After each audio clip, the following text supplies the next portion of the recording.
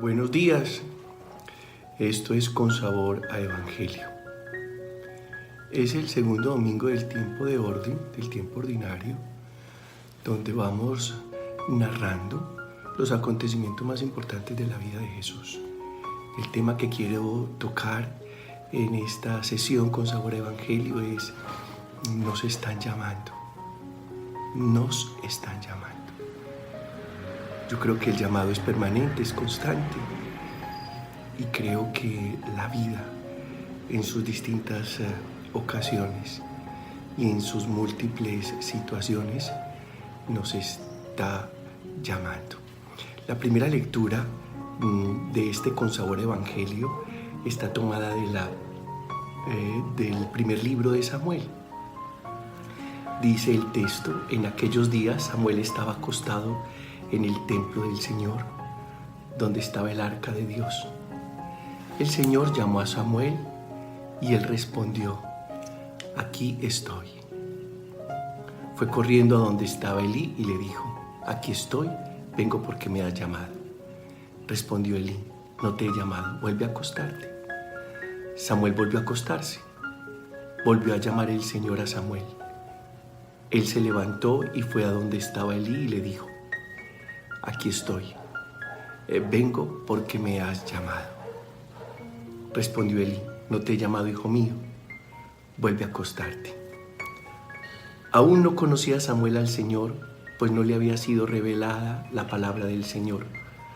Por tercera vez llamó el Señor a Samuel y él se fue a donde estaba Elí y le dijo: aquí estoy, vengo porque me has llamado.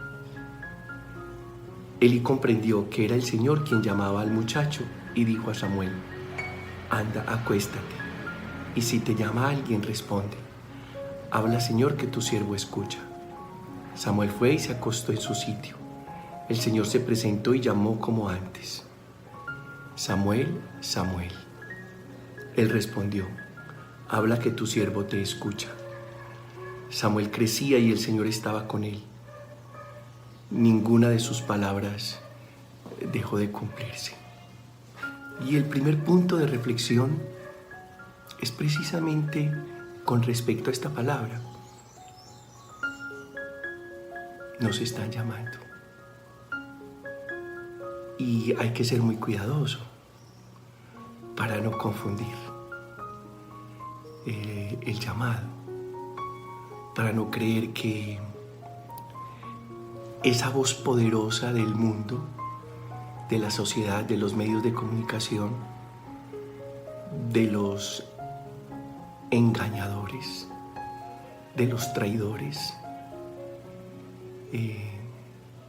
sea la voz que tenemos que escuchar o la voz que tenemos que acatar. Eso es lo que tenemos que cuidar. Entonces, el primer punto de reflexión, pues lo vamos a nombrar de esta manera. Nos están llamando y es necesario responder a la verdadera voz. Y eso exige, primero, escuchar bien y tener un altísimo discernimiento. Hoy hay muchas voces, un mercado persa de voces, una plaza de mercado. Así se vuelve el mundo, donde todos gritan una y otra cosa, donde todos hacen una y otra propuesta.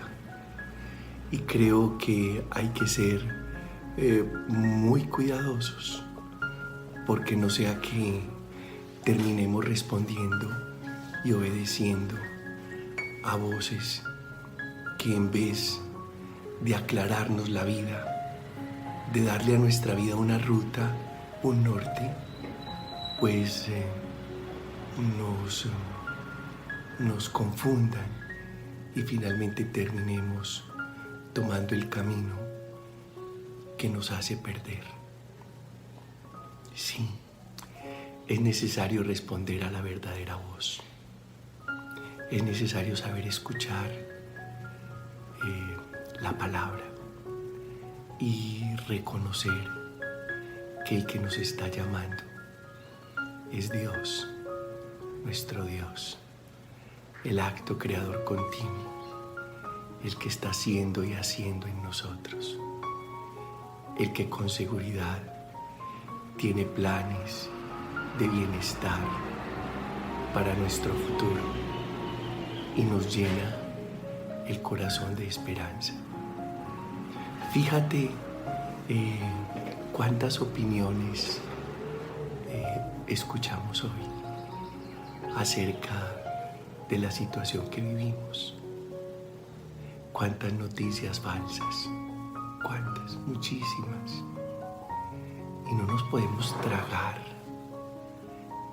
entero todo ese contenido de voces que gritan y de voces que pretenden, no sé si convencernos, no sé si distraernos, no sé si confundirnos. Por eso creo que hay que tener la mente y el corazón muy bien centrados en lo esencial, en lo fundamental. Y por supuesto, no comer cuento, porque todos apuntan a decir algo diferente y las voces siempre están diciendo muchísimas cosas. Hay que elegir a quién decidimos escuchar y luego a quién decidimos obedecer y por supuesto a quién decidimos seguir. Porque si escuchamos muchas voces, pues terminamos creyendo en todas esas voces, obedeciendo a todas esas voces y siguiendo a todas esas voces.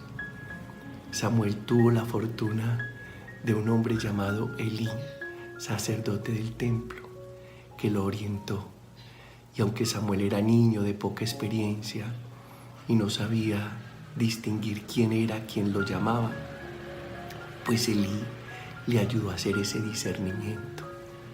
Y luego Samuel le creyó a Elí, le creyó a la voz y enrutó, direccionó su vida. Yo creo que es muy importante que nosotros enrutemos y direccionemos nuestra vida, pero bajo el efecto de una voz que escuchamos, que creemos, que obedecemos y que seguimos. Muy bien. El segundo punto de reflexión es con respecto a la segunda lectura que está tomada de la carta del apóstol San Pablo a los Corintios, primera carta a los Corintios en el capítulo 6, y el apóstol está diciendo que somos templo del Espíritu Santo y que el cuerpo no es para la fornicación, sino para el Señor. Y nos están llamando la palabra y las circunstancias de hoy al cuidado, al cuidado. En estos días escuchando algo del presidente de Uganda, le decía a su pueblo, estamos en guerra.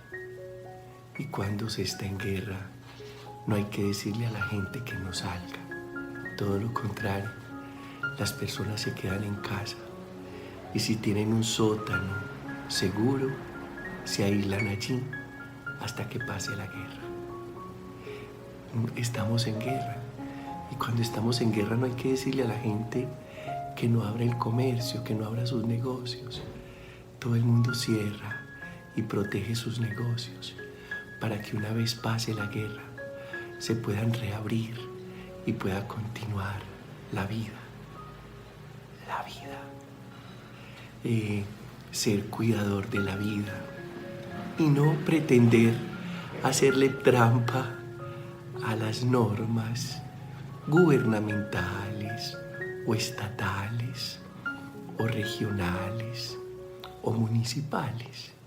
Es muy curioso que a veces nosotros, no sé por qué, tal vez por esta condición rebelde y desobediente que es intrínseca en el ser humano, buscamos cómo hacerle trampa a la norma, sabiendo que esa norma es para nuestro bien, es para nuestra salud, es para nuestro bienestar, es para el cuidado propio y de los demás. Cuando estamos en guerra, no mandamos los niños a la escuela. No se nos ocurre. Incluso las escuelas se convierten en fortines y almacenes de municiones y de armas. Pero si esperamos a que pase la guerra para recuperar el espacio escolar y que nuestros hijos sigan estudiando. Yo creo que nos da la prisa, el afán y también la rebeldía y la desobediencia frente a esto. Yo te invito a que superes el tema de la prisa y el afán y aprendas a cuidarte. Ten la absoluta certeza que esto pasará y que luego nos reencantaremos de aquello que tuvimos que abandonar por el momento o dejar en pausa. Luego le pondremos play a la vida y le quitaremos la pausa y seguiremos pintando la vida con los colores del reencanto. Así que cero prisas. Ahora lo importante es cuidar la vida, porque no podemos olvidar lo que el Señor nos está diciendo a través del apóstol Pablo. Somos templo del Espíritu Santo. Somos mansión, casa de Dios. Y hay que cuidarlo para que esta casa no se enferme, para que esta casa no se malogre, como dicen los peruanos, no se malogre. Bueno, el tercer punto de reflexión en esta sesión con sabor a evangelio es el siguiente.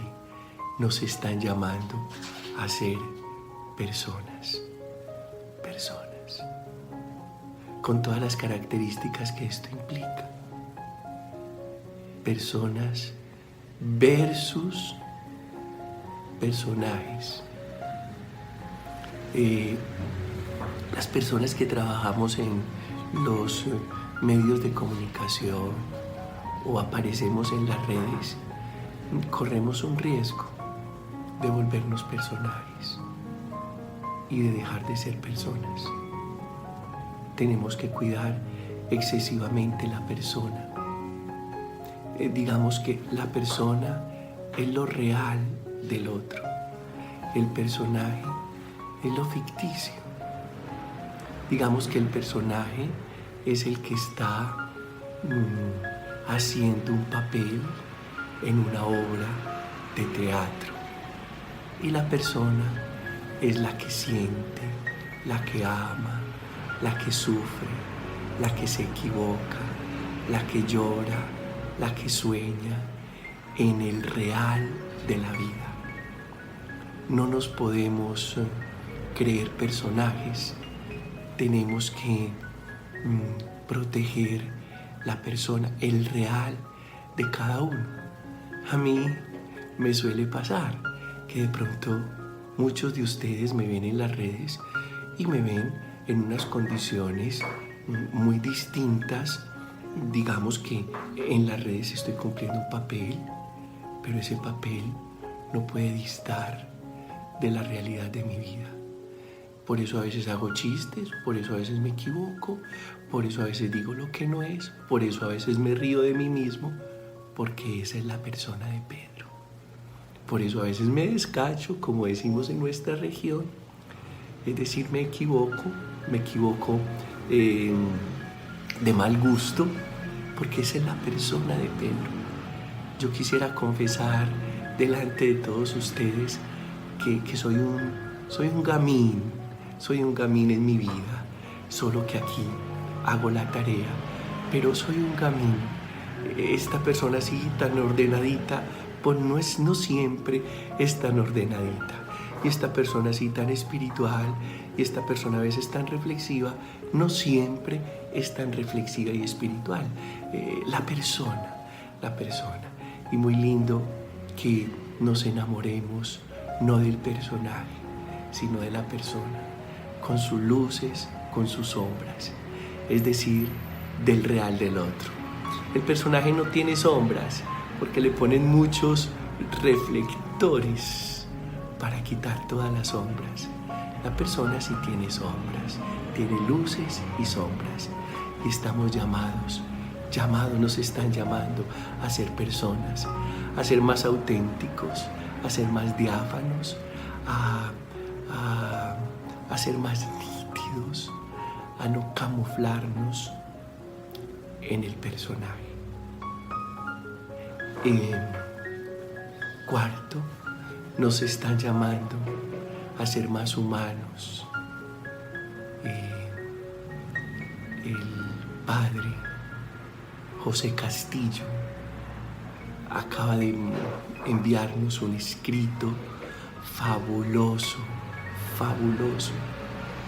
Ojalá lo puedan encontrar, busquen Últimos Escritos de José Castillo.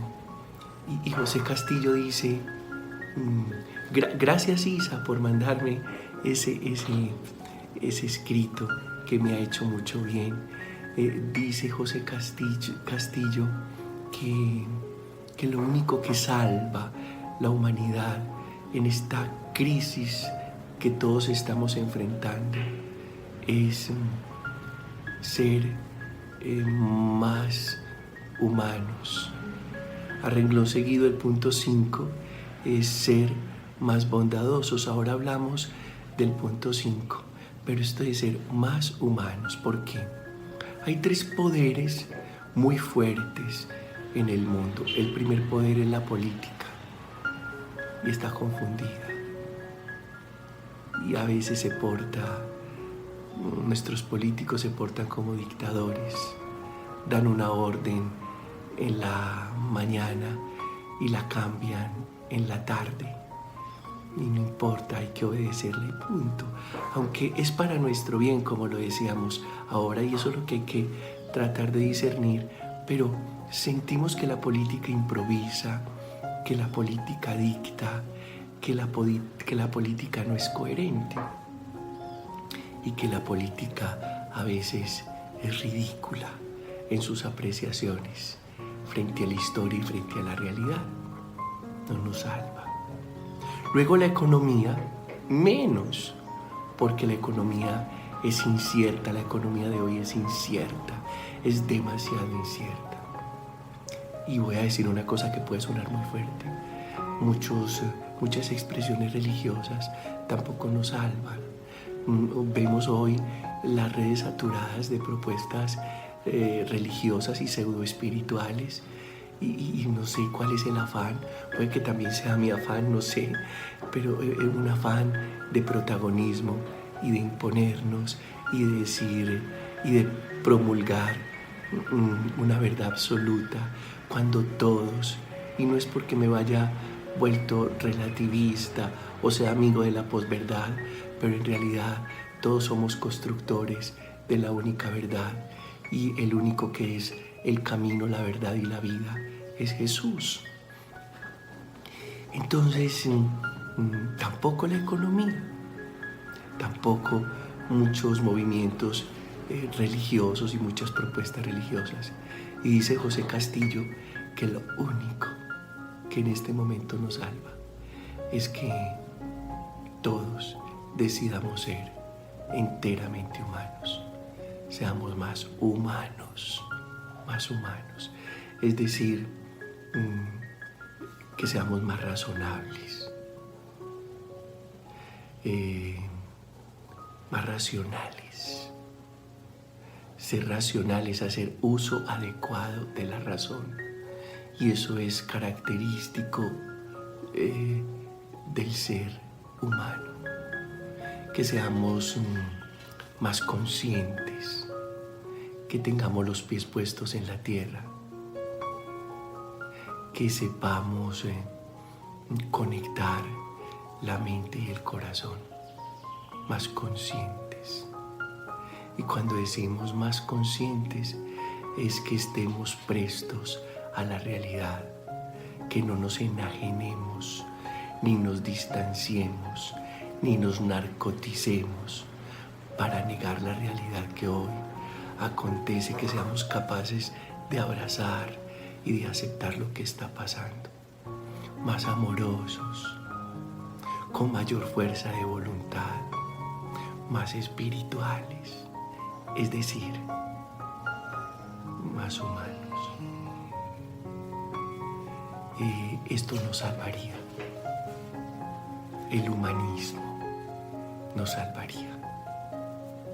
El quinto, nos están llamando a ser más bondadosos.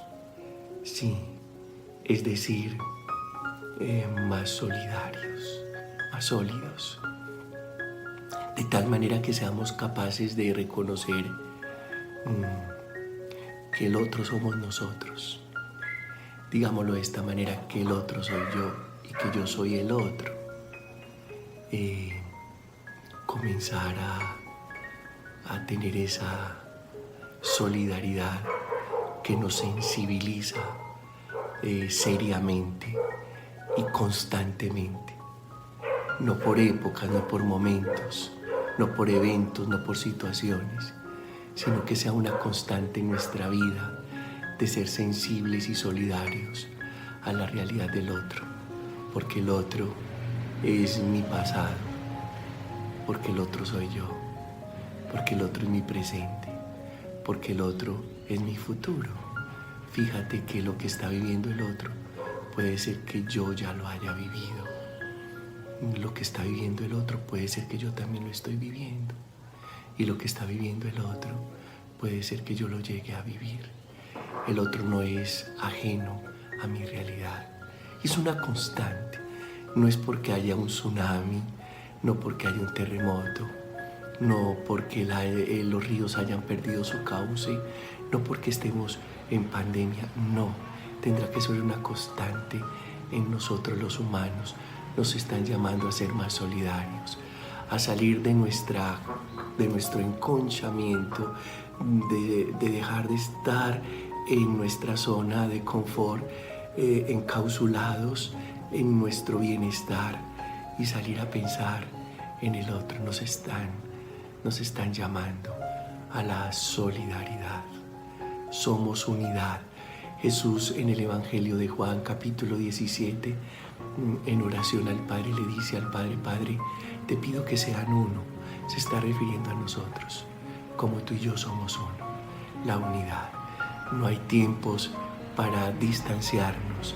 Nos están llamando a acercarnos. Nos están llamando a la comunión, a la unificación. Nos están llamando a la unidad. A la unidad, y a que sintamos el dolor del otro como propio, a que el otro nos duela y nos duela de verdad, a que estemos prestos a la necesidad del otro, y a que esta situación pandémica no sea la excusa perfecta para negarnos a servir y ayudar a los que más nos necesitan. Quinto, nos están llamando, sexto, nos están llamando a ser más resilientes y adecuarnos, adaptarnos a la transformación. Está claro que esto no es un cambio en la época, sino un cambio de época. y el que no se, el que no se adapta, se extingue. Nos tenemos que adaptar. Digamos que el universo trabaja en su proceso evolutivo de esa manera. El que no se adapta se extingue. Tenemos que ser resilientes. Nos llaman a la resiliencia para que seamos protagonistas de esta transformación. No nos resistamos a lo que está pasando. Uno siente muchos movimientos y muchas voces y muchas propuestas de resistencia. No, nos llaman a la resiliencia. Nos llaman a ser como el bambú que se dobla ante la tempestad y que después de la tempestad recupera su altura y vuelve a estar erguido como antes. Esta es una tempestad. Unos lo llaman tempestad, otros crisis, otros cambio de época, otros pandemia, otro nuevo orden, en fin. Pero lo interesante es que seamos resilientes, y para ser resilientes, humildes. Fíjate que los que seguían a Juan deciden seguir a Jesús. No se anclan en Juan, que termina siendo su pasado, sino que son elásticos para aceptar el presente, y el presente de ellos esta vez será Jesús. Se trata de tener criterios, por supuesto, muchos criterios, pero sin abandonar los criterios, ser capaces de ser lo suficientemente resilientes y elásticos. No te estoy invitando a que abandones tus criterios, tus valores, tus virtudes, tus principios, pero sí a que seas lo suficientemente resiliente, abraces lo que está pasando y busques maneras nuevas. No te sientes a llorar tu situación. Hoy te digo, como una vez le dijo Jesús al paralítico: levántate y sé protagonista de tu vida, de tus sueños, de tus proyectos en medio de esta situación que, por supuesto, no es nada fácil, pero que en Cristo somos más que vencedores. Y 7, estamos llamados, nos están llamando. Vocación, nos están llamando a que trascendamos esta realidad, es decir, a la espiritualidad. Nos salva, no el espiritualismo, no. Nos salva la espiritualidad. El espiritualismo enajena de la realidad, nos esconde, y la espiritualidad nos descubre. No es espiritualismo. No es que nos pongamos a rezar o a tener muchas prácticas piadosas. No se trata de eso. Nos están llamando a la espiritualidad, y la espiritualidad no es otra cosa que relacionarnos desde el ser. Puede que en muchas ocasiones de la vida y de la historia nos relacionáramos desde el poder, desde el tener, desde el aparecer. No nos podemos relacionar desde el aparecer, no es de lo que aparentamos, no es del poder, no es lo que podemos manipular o manosear, no es del tener, no es de lo que podemos comprar, vender, sumar, restar, dividir, multiplicar, almacenar, consignar, atesorar. No, la espiritualidad nos enseña a relacionarnos desde el ser.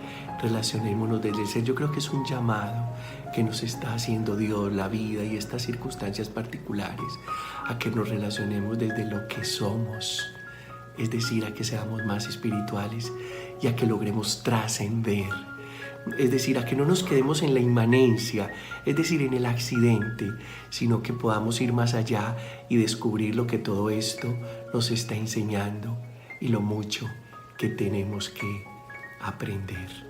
Nos están llamando.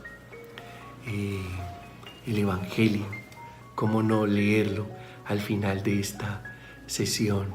¿Cómo no poner en este consabor a Evangelio el texto? En aquel tiempo Estaba Juan con 2 de sus discípulos y fijándose en Jesús que pasaba, dijo: Este es el Cordero de Dios. Los 2 discípulos oyeron sus palabras y siguieron a Jesús. Eran discípulos de Juan, ahora serán discípulos de Jesús.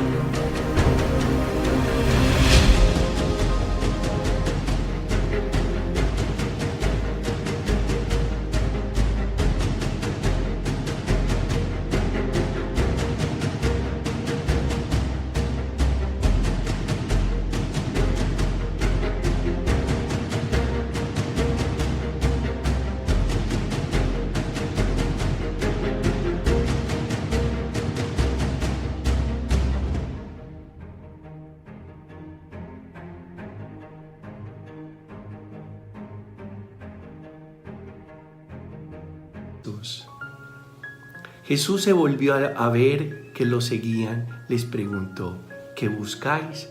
Ellos le contestaron: Rabí, ¿dónde vives? ¿Dónde vives? Entonces fueron, vieron dónde vivía y se quedaron con él aquel día. Aceptaron vivir con Jesús. Los discípulos son los que viven con Jesús. Los simpatizantes son los que a lo lejos tienen alguna, como dice la palabra, simpatía con el Maestro. No sea simpatizante, sé discípulo. El discípulo pregunta dónde vive el Maestro y se va a vivir con él. Serían las 4 de la tarde. Las 4 de la tarde significa la hora de Dios en tu vida. Ojalá que en este momento de tu vida sean las 4 de la tarde, momento de encuentro con el Señor que cambia completamente la dinámica, los intereses, las intenciones, las preferencias de tu vida. Serían las 4 de la tarde. Andrés, hermano de Simón Pedro, era uno de los 2 que oyeron a Juan y siguieron a Jesús. Encuentra primero a su hermano Simón y le dice: hemos encontrado al Mesías. ¿Cómo se queda callado? Y lo llevó a Jesús. Jesús se le quedó mirando y le dijo: